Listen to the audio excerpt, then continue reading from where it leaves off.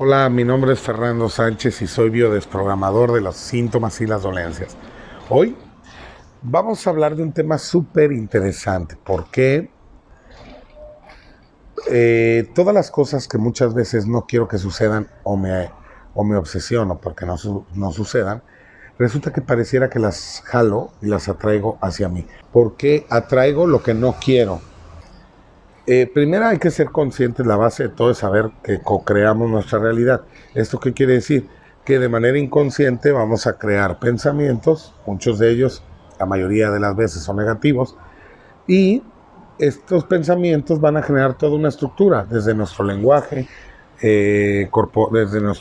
verbal hasta nuestro lenguaje corporal. Y eso va a hacer que reflejemos, siempre estamos comunicando, que comuniquemos. Cuando tú comunicas, lo que haces es atraer o alejar personas. Y esas personas son las que realmente van a llevarte a vivir estas vivencias. Y muchas veces también por tus propias decisiones. ¿Basado en qué? En tus propios miedos. Normalmente una persona que está obsesionada porque algo no suceda o porque algo no quiere que le pase, es porque en la infancia o en la adolescencia ha sufrido ya este trauma. Nadie le tiene miedo a lo que no conoce realmente. O sea, nadie va a tener miedo que le pase algo que nunca le ha pasado. Lo importante es saber que si yo tengo un miedo, una obsesión de que algo no me suceda, es porque ya lo viví. Y si no lo viví yo, esto es bien importante porque mucha gente me puede decir en sus comentarios, no, yo no he vivido el miedo a la traición y siempre estoy teniendo miedo a la traición. Eso es muy difícil que suceda, ¿eh?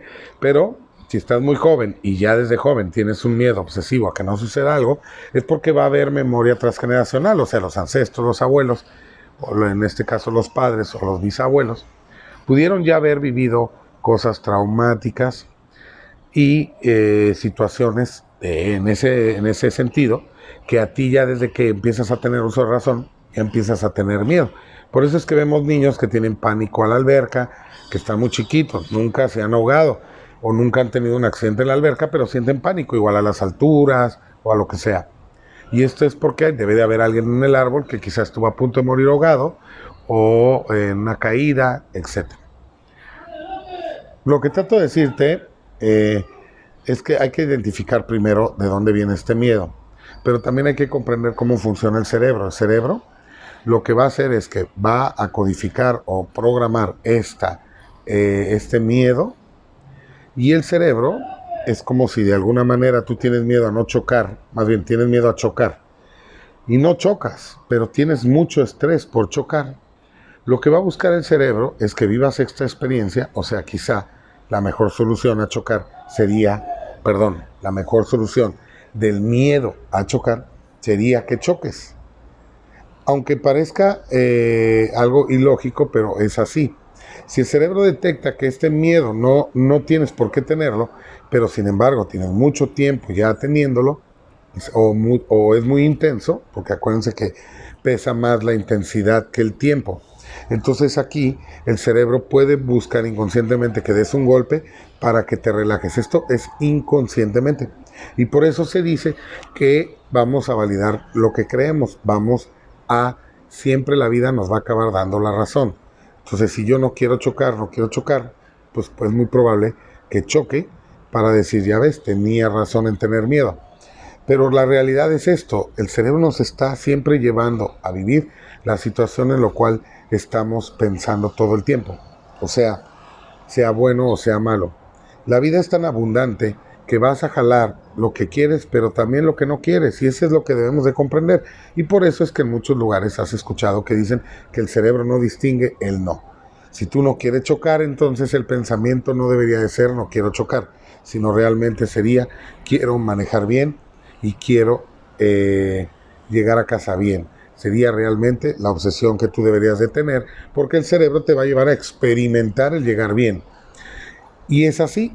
Entonces es bien importante, yo aconsejo a través de mis clases, de mis cápsulas, o bien pues no sé, de algún taller o lo que sea, siempre comento que el peor enemigo muchas veces, bueno, el peor amigo puede ser el cerebro, pero también el peor enemigo. Si tú lo sabes controlar, si tú sabes cómo funciona, es más fácil tener una vida sana, plena, y estar experimentando lo que quieres y no lo que no quieres. De repente a muchas personas se les puede tornar difícil, vaya, el hecho de decir que cómo puedo cambiar estos pensamientos o estos miedos. Yo pienso que cuando tú, de alguna manera, ves de dónde vienen esos miedos, es más fácil comprender y soltar esos miedos, y te voy a decir por qué. Porque el cerebro automáticamente si es una vivencia tuya, tendrías que comprender que no necesariamente la vas a repetir y que de alguna manera teniendo cuidado, en el caso de un accidente o lo que sea, podrías evitar un poco que suceda.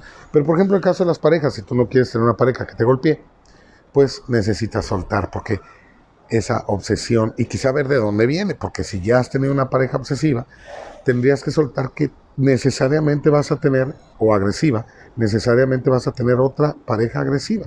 Pero si te aferras a no tenerla, muy probablemente te vas a acabar enganchando de otra persona agresiva.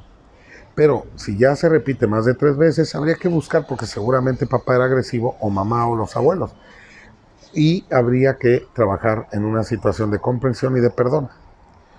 ¿Cuándo es cuando esto ya queda comprendido? Cuando ya tienes una persona violenta, en la primer vez que es violenta contigo, la mandas a volar. Y ahí automáticamente está quedando claro que eso no debe estar permitido. Y ahí estarías ya empezando a dar vuelta a tu tema. No estar obsesionado, porque eso no va a ayudar en nada. Vas a atraer a personas violentas. Es conocer a una persona, soltar, porque realmente no puedes saber de antemano cómo es. Sueltas, convives, y si llega a ser violenta, entonces tomas una decisión. Si te cuesta mucho trabajo esto, entonces podrías optar por dejar de pensar. Deja de pensar, así de sencillo. Vive, disfruta, deja de pensar y toma decisiones cuando se tengan que tomar. Por ejemplo, si yo tuviera miedo a pasar al lado de aquí, de esta alberca, pues quizá el miedo no me va a ayudar de mucho.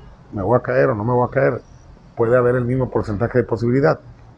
Pero ¿qué tal si disfruto y si en el momento que me vaya a caer trato de tomar la mejor decisión? Pero yo estoy seguro que como no tengo esa obsesión, difícilmente voy a caer.